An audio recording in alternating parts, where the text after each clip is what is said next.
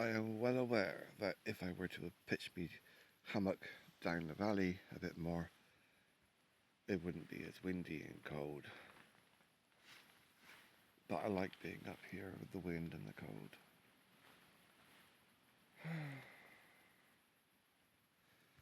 It's nice.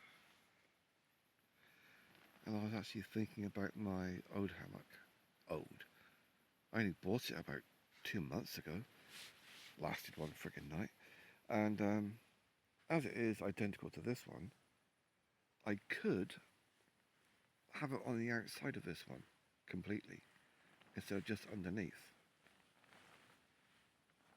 I mean, in theory, that way when it's zipped up, it should stay in position and give me that extra layer, which would be quite nice right now. Oh, nice little benefit to the inflatable mattress is that, not always by choice, but you can flip it up to the side and it's a really good windbreak, really effective. I mean, it does mean I'm lying on the actual hammock thingy, but it's a very effective, that's bloody cold, windy. It's a very effective windbreak. Another thought occurs to me, if I were to get, I was looking at under blankets, but they're not very long. And what I was thinking is if I were to get the double one of these, and they are very good, I was surprised how long it's lasted.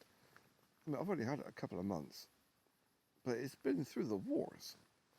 I mean, it survived the Slate War and other stuff.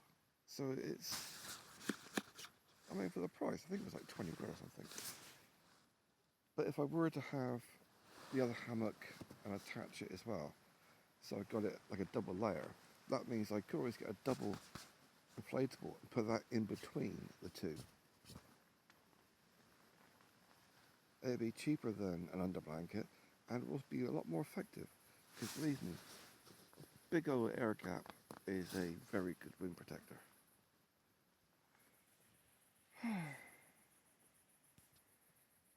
Oh well.